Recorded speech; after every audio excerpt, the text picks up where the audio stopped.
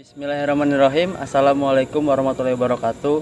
Saya Muhammad Hambali dari kelas 4A, jurusan Pendidikan Biologi Untirta. Video ini dibuat untuk memenuhi salah satu soal UAS genetika, ya, GMO. Teman-teman tahu nggak nih GMO itu apa? Mungkin asing ya di telinga teman-teman apa itu GMO. GMO merupakan singkatan dari Genetically Modified Organism atau makhluk hidup yang materi genetiknya telah dimanipulasi secara artifisial di laboratorium dengan menggunakan teknik rekayasa genetika yang memiliki sifat unggul dari makhluk sebelumnya atau makhluk asalnya. Ya, langsung aja, kenapa sih akhirnya ada GMO ini? Apa sih tujuannya? Nah, tujuan pengembangan GMO ini adalah untuk mengatasi permasalahan kekurangan pangan penduduk dunia yang tidak bisa dipecahkan dengan konvensional karena pertumbuhan penduduk dunia yang begitu cepat, ya. Tapi ternyata GMO ini akhirnya menimbulkan kontroversi di beberapa kalangan, misal di masyarakat ataupun di para ilmuwan dan lain-lain.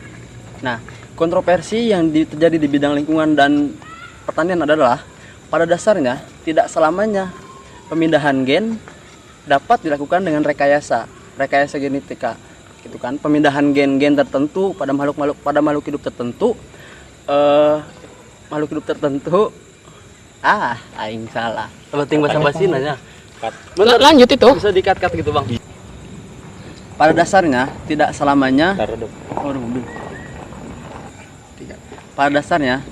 selamanya pemindahan gen dapat dilakukan dengan merekayasa gen-gen tertentu pada makhluk hidup tertentu melalui teknik DNA rekombinan untuk memproduksi berbagai zat kimia yang diinginkan. Menurut Philip 1994, materi genetik baru mungkin tidak berhasil dipindahkan ke sel target atau mungkin dipindahkan ke suatu tempat yang salah pada rantai DNA makhluk yang menjadi target. Fenomena ini akhirnya dapat menyebabkan mutasi tak terduga di mana tanaman yang dihasilkan memiliki sifat beracun dan juga subur. Nah, selain itu, tanaman transgenik ini juga dikhawatirkan merusak keseimbangan lingkungan di sekitarnya. Hama dan penyakit lari ke ladang-ladang konvensional sehingga mau tidak mau para petani mulai beralih menggunakan tanaman transgenik ini yang ternyata harganya relatif lebih mahal. Nah, pemerhati lingkungan mengkhawatirkan adanya resiko lingkungan apabila tanaman transgenik ini dibudidayakan secara luas. Pada umumnya yang kita ketahui, pola tanam di Indonesia merupakan area kecil yang dikelilingi berbagai gulma. Dan dengan adanya sifat penyerbukan silang secara alamiah yang dipunyai oleh produk GMO ini, dikhawatirkan akan muncul gulma baru yang lebih resisten terhadap herbisida misalnya. Permasalahan lain yang dapat muncul adalah terbunuhnya makhluk hidup lainnya seperti larva kupu-kupu akibat dari sisa tanaman transgenik yang bersifat toksik. Dalam jangka waktu yang panjang, tanaman transgenik akan merubah struktur dan tekstur pada tanah yang berimbas pada kuantitas dan kualitas tanaman. Oke, selain kontroversi yang terjadi di bidang pertanian dan lingkungan, GMO juga menimbulkan kontroversi di bidang kesehatan. Banyak produk GMO menggunakan mikroorganisme sebagai donor potensial menimbulkan alergi yang tidak diketahui bahkan belum diuji. Gen dari sumber-sumber non-makanan dan kombinasi gen baru bisa memicu reaksi alergi pada beberapa orang yang mengonsumsinya. Norde et al.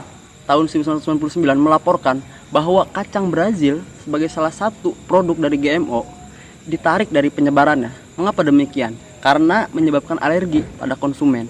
Reaksi alergi tersebut diduga disebabkan oleh modifikasi gen tertentu. Jadi, menurut saya pribadi, GMO ini kurang baik menurut pandangan saya pribadi, karena tadi beberapa hal sudah saya sampaikan di atas. Menurut literatur yang saya sudah baca juga, itu sangat tidak baik buat lingkungan, baik buat kesehatan, karena mungkin dampaknya belum terasa sekarang. Mungkin di masa yang akan datang, cucu kita, anak kita dan lain-lain akan merasakannya dampak dari GMO ini.